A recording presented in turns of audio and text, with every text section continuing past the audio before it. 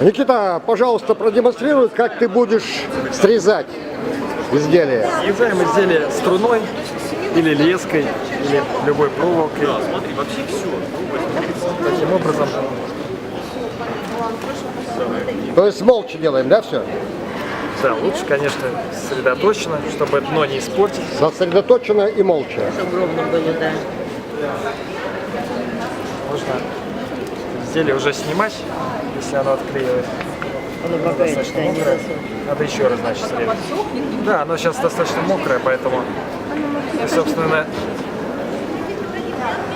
Он просто еще сырой, поэтому оно форму Да. сейчас может потерять.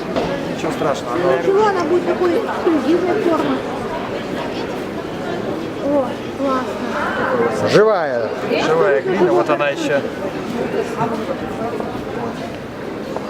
Пылу с жару. Только что рожденный горшочек. Молодец. Так, А еще вы так подержи, я войду в кадр. А еще вот так разверните, чтобы видно было глубину. Так,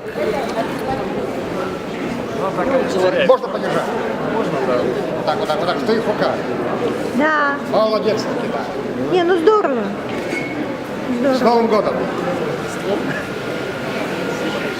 Сегодня надо будет уже выложить. Да.